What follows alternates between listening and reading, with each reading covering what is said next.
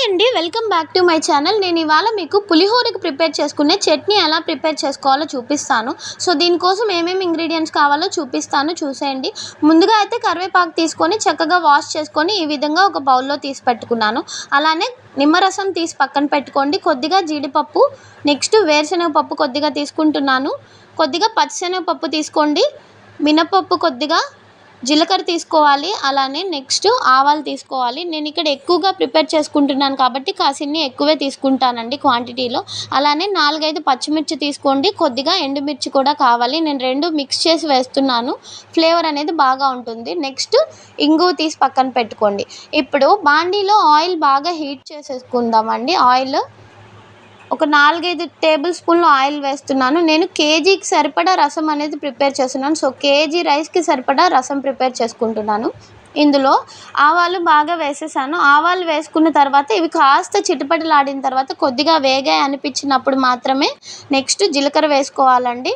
ఆవాలు వేయించుకున్న తర్వాత మాత్రమే జీలకర్ర వేయండి. ఎందుకంటే ఆవాలు స్మెల్ అనేది ఇక్కడ మనకి పులిహోరలో మెయిన్ అండి. చాలా ఫ్లేవర్ అనేది బాగా తెలుస్తుంది, మనకి టేస్ట్ కూడా బాగా వస్తుంది.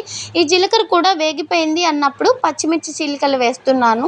పచ్చిమిర్చి తర్వాత ఎండుమిర్చి కూడా యాడ్ చేసేస్తున్నాను. మీరు చూసుకొని మీరు ప్రిపేర్ చేసుకునే రైస్కి సరిపడా మీకు ముందుగానే క్వాంటిటీ అనేది ఐడియా ఉంటుంది కాబట్టి సో చూసుకొని వేసుకోండి. ఈ ఎండుమిర్చి పచ్చిమిర్చి కాస్తంత వేగాలండి.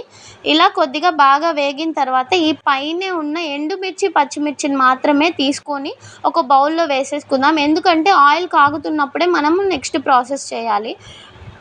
సో ఆ ఎండుమిర్చి పచ్చిమిర్చి అనేవి మాడిపోతాయి.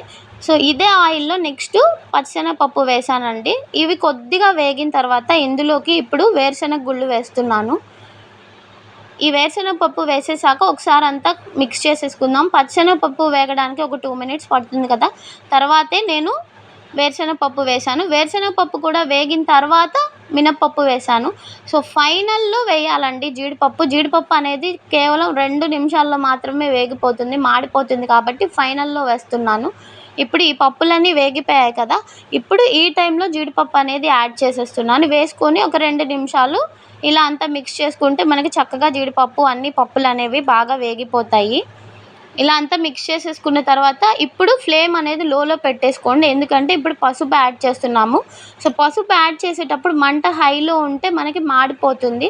ఫ్లేమ్ అనేది లోలో పెట్టేసుకున్నాను. ఇక్కడ 2 స్పూన్లు పసుపు వేసేసుకొని ఈ ఆయిల్లో అంతా బాగా కలిసిపోయేలాగా ఇలా మిక్స్ చేసేసుకుంటున్నాను. మిక్స్ చేసుకుంటూనే యాడ్ చేస్తున్నానండి నేను ఇక్కడ పసుపుని. మీరు గమనించారో లేదో. సో దట్ ఏంటంటే ఆయిల్లో అంతా బాగా మగ్గిపోతుంది అది. తర్వాత కడిగి పెట్టుకున్న కరివేపాకును కూడా యాడ్ చేసుకొని ఈ ఆయిల్లో మిక్స్ అయిపోవాలి. ఈ కరివేపాకు అంతా ఆ పసుపు అంతా బాగా పట్టించుకోవాలి.